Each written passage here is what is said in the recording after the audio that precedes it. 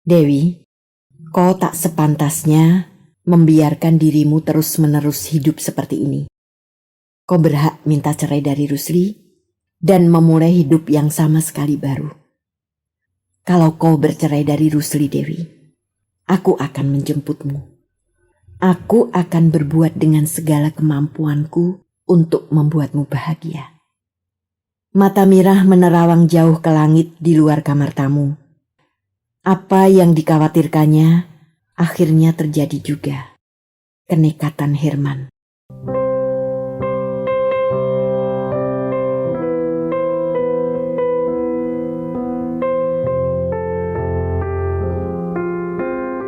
Debu dan Mutiara, karya Tuti Nonka, narator Hanifah Abu Marzuki.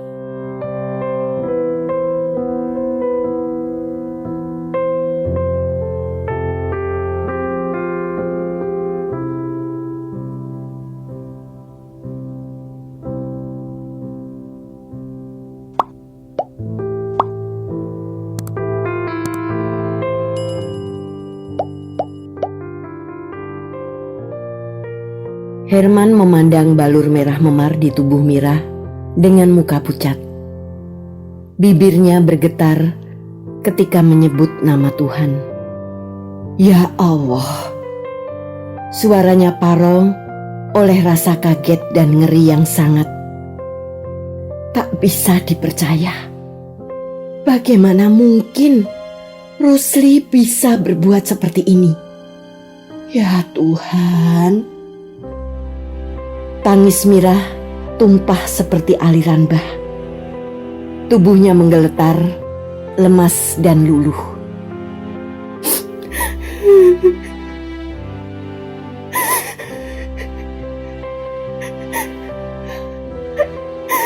Aku ini budak.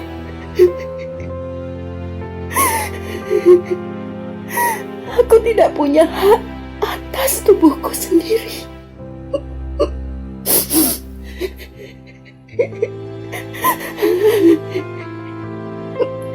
Mas Rusli boleh memperlakukan aku dengan cara apa saja.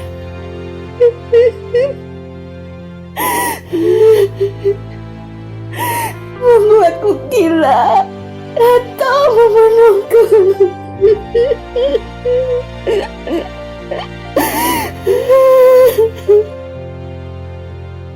Mirah histeris oleh kata-katanya sendiri. Dicekaunya rambutnya, dijambak-jambaknya sendiri dengan jari jemari kejang. Herman melompat dan memegangi Mirah kuat-kuat. Tenang Dewi, tenang, tenang. Tetapi Mirah terus meronta dan menangis. Bi Entin datang tergopoh-gopoh, gemetar dan gugup melihat keadaan nyonyanya. Bantu aku membawa nyonyamu ke kamar, Bi. Herman memerintah. Berdua dengan Bi Entin, Herman membawa Mirah ke kamarnya, membaringkannya di tempat tidur. Mirah tidak lagi kejang dan meronta-ronta, tapi masih terus menangis. Bi Entin bersimpuh di sisi tempat tidur, membenahi baju Mirah yang belum sempat dirapikan Mirah. Nyonya kenapa Tuhan? Luka-luka ini? Bi Entin memandang Herman dengan gemetar ketakutan. Jangan bertanya sekarang. Selimuti nyonyamu baik-baik. Aku akan menelpon dokter. Herman menjawab singkat. Herman bergegas ke kamar tengah, menjangkau buku telepon. Bandung bukan kota asing baginya. Ia kenal baik beberapa dokter. Dicarinya alamat salah seorang dokter sahabatnya, lalu diputarnya nomor telepon. Raharjo, dokter itu, sudah tentu sedang berada di rumah sakit pada jam-jam seperti ini.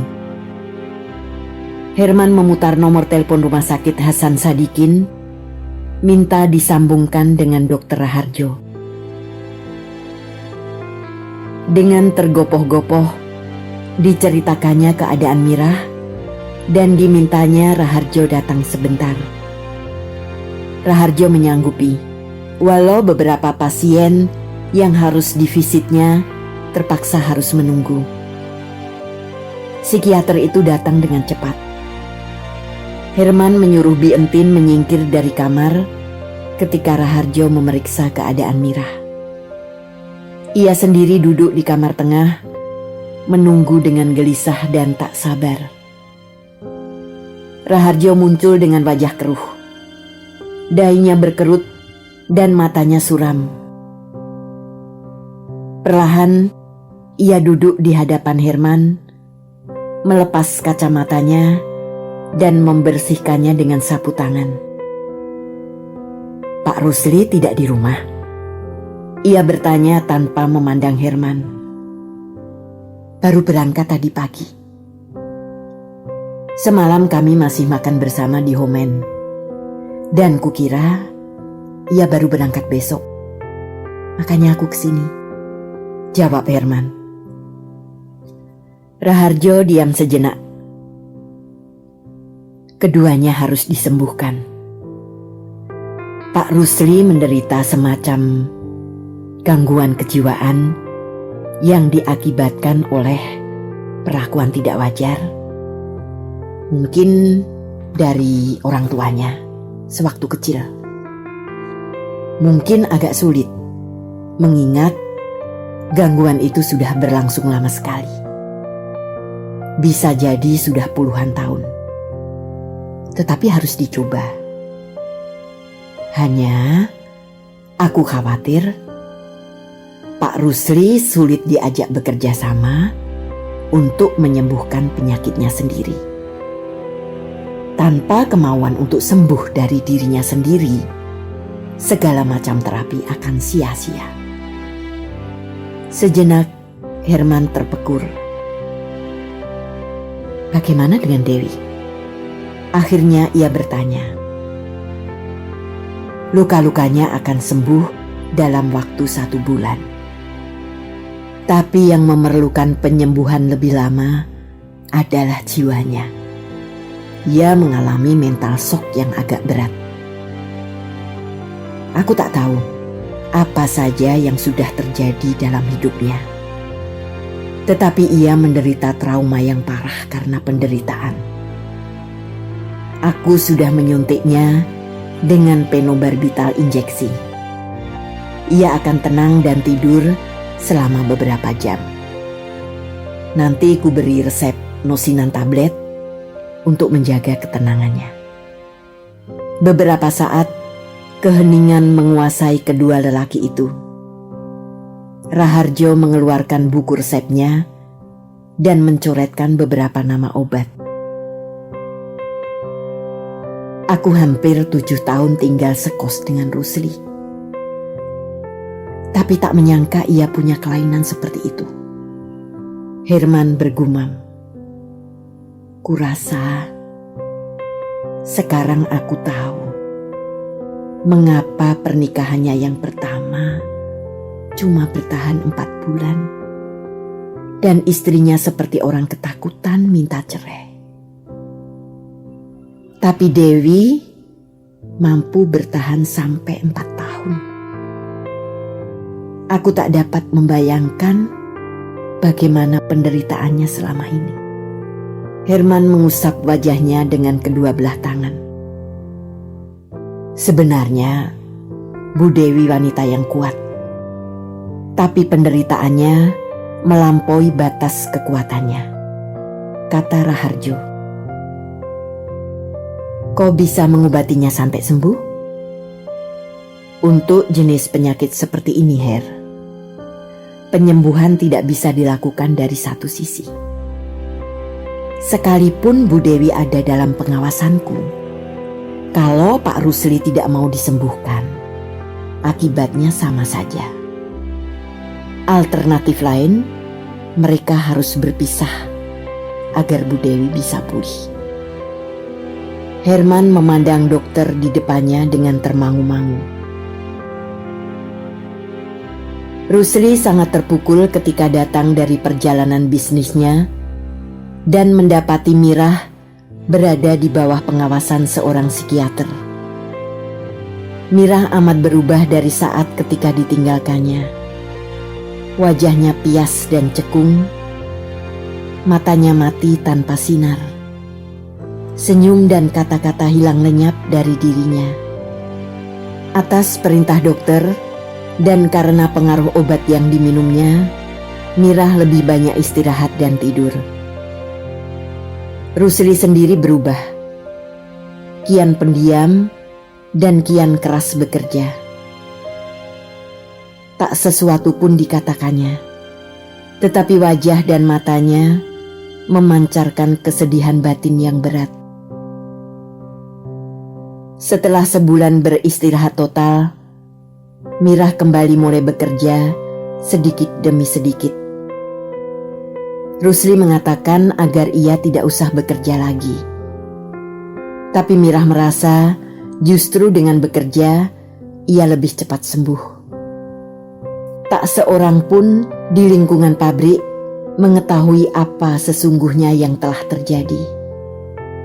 Mereka hanya tahu Mirah sakit dan memerlukan istirahat panjang. Bi Entin, satu-satunya orang yang sempat melihat penderitaan tubuh Mirah, oleh rasa setia kepada majikannya, menutup mulut rapat-rapat.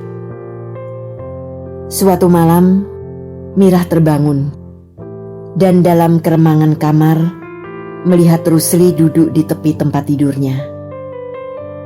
Seketika Mirah merasa seluruh tubuhnya mengejang. Tulang-tulangnya terasa ngilu, seakan sudah merasakan cemeti Rusli yang bakal menimpa tubuhnya.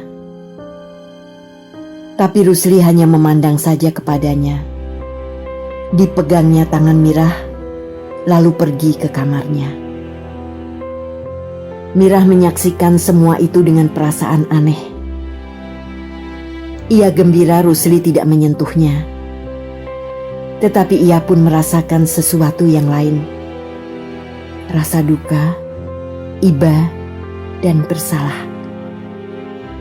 Ia tahu, sesungguhnya Rusli menginginkan dirinya, tetapi lelaki itu tidak mau melakukannya. Dan memang sudah cukup lama sejak terakhir mereka bersama-sama. Hampir 6 bulan. Cukup lama. Sampai pagi, Mirah tidak dapat tidur kembali.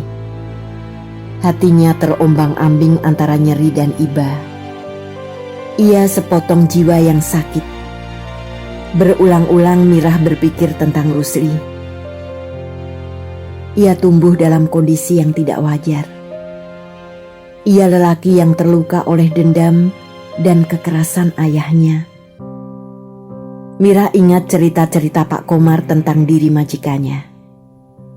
Bagaimana Gan Rusli sering menerima hukuman lecut dari ayahnya. Bagaimana anak lelaki kecil itu sering merintih dan menangis sendiri. Dan bagaimana mata itu berubah menjadi nyala dendam ketika usia telah membuatnya menjadi pemuda remaja. Ia sebatang tonggak yang tumbuh di padang pasir, pikir Mirah kembali. Ia hanya mengenal kekerasan dan cambuk.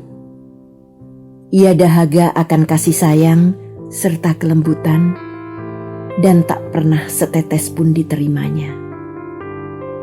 Mirah merasakan sesuatu yang aneh berkembang di hatinya. Suatu perasaan yang lembut dan tulus. Suatu perasaan yang menghapus bersih semua dendam penderitaannya. Suatu perasaan yang lapang dan tenang. Herman terasa makin sering muncul. Masih tetap seperti dulu, gembira dan segar. Tapi kini matanya lebih sering berhenti pada Mirah. Mirah cukup dewasa. Cukup mengerti apa yang ada di dada lelaki itu. Dan itu membuatnya sangat cemas. Bukan mencemaskan dirinya sendiri, tapi mencemaskan Rusli. Tak dapat dibayangkannya akan seperti apa kemarahan Rusli bila Herman sampai nekat menunjukkan perasaannya dengan terang-terangan.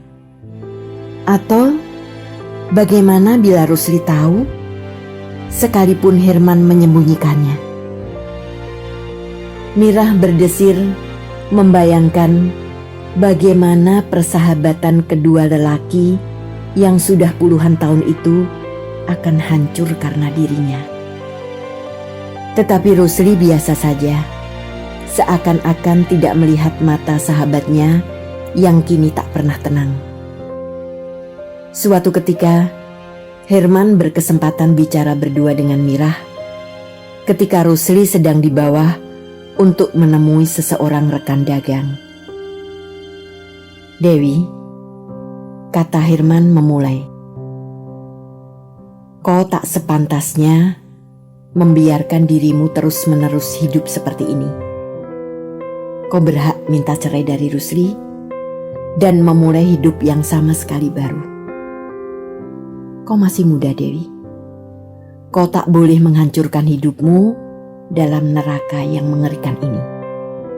Herman berkata dengan sungguh-sungguh, hampir menyerupai permohonan.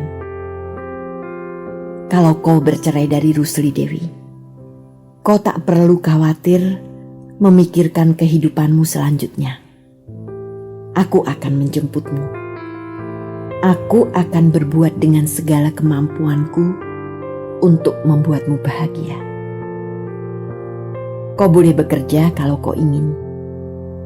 Kau boleh bergaul dengan siapapun yang cocok di hatimu. Kau boleh melakukan apapun yang kau sukai. Segala yang kumiliki untukmu, Dewi." Mata Mirah menerawang jauh ke langit di luar kamar tamu. Apa yang dikhawatirkannya akhirnya terjadi juga. Kenekatan Herman. Mas Herman sadar akan apa yang Mas Herman ucapkan. Ia menjawab lirih. Sejenak Herman tak menyahut. "Mas Herman menyuruh saya meninggalkan Mas Rusli," Mirah menegaskan. "Aku memikirkan kebahagiaanmu, Dewi," Herman berkata perlahan. Mirah menoleh kepada Herman. Senyumnya tipis dan sendu.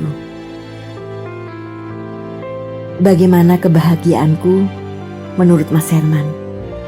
Mirah bertanya. Mas Herman tidak tahu jalan hidupku. Mas Herman tidak tahu bagaimana Mas Rusli telah mengangkatku dari jurang yang paling nista, melepaskan aku dari kebodohan dan kegelapan, memberikan kepadaku semua yang tak pernah kuimpikan. Apa yang sudah dilakukan Mas Rusli untukku tak dapat dihitung dengan angka dan kata-kata. Ia memberiku sebuah dunia. Sebuah dunia, Mas Herman. Dan ia pun mengambil sebuah dunia darimu, sahut Herman. Mirah tak menjawab. "Kau mencintai Rusli, Dewi?" Herman bertanya melihat Mirah berdiam diri. Haruskah cinta dicari-cari lagi, diusik dan dipertanyakan lagi, bila ia sudah memberikan segalanya bagiku dan aku memberinya segalanya? Dan satu hal, Mas Herman, jangan kau lupa, Mas Rusli adalah sahabatmu dan aku istrinya. Kalau kehadiranmu akhir-akhir ini kemari hanya untuk menemuiku, kuharap itu jangan kau lakukan lagi. Marilah kita jaga hubungan persaudaraanmu dengan Mas Rusli sebagaimana semula. Lama Herman terpekur. "Maafkan aku, Dewi. Aku mengira bisa membuatmu bahagia. Tapi rupanya aku hanya membuatmu muak, bukan?" Suara Herman suram dan sedih. Mas Herman. Kata-kata Mirah terputus.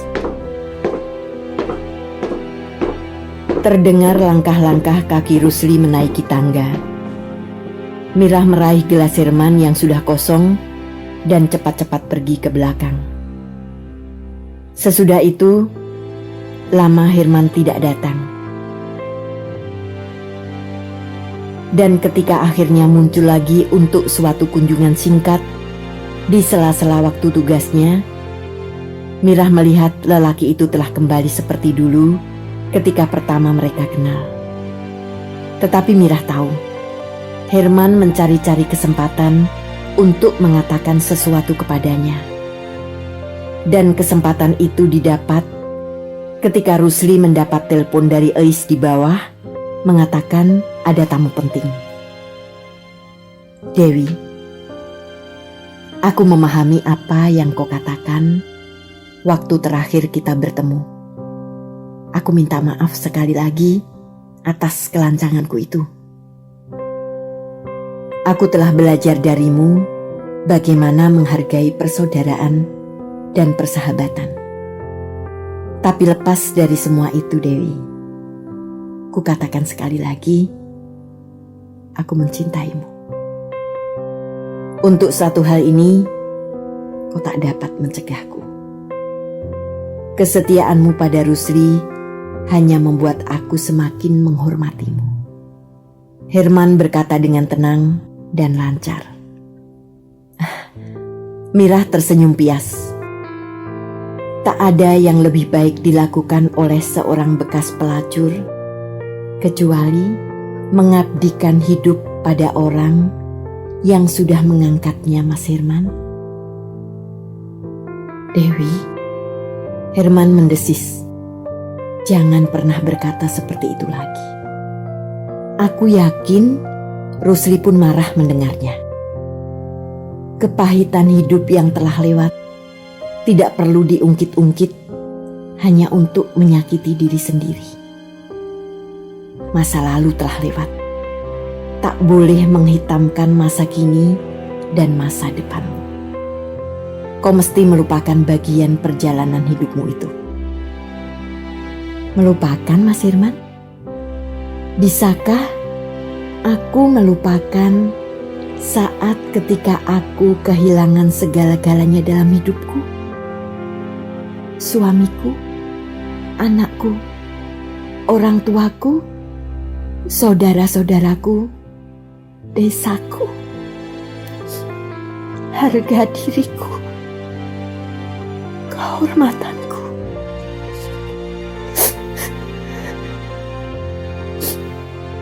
Mirah terseduh. Ketenangan Herman lenyap. Dengan kalut dipandangnya Mirah dan air mata yang mengalir di pipinya. Dewi, kalau ada sesuatu yang bisa kulakukan untukmu. Lelaki itu berkata dengan rasa putus asa dan tak berdaya. Tenang, Mas Herman, tenang.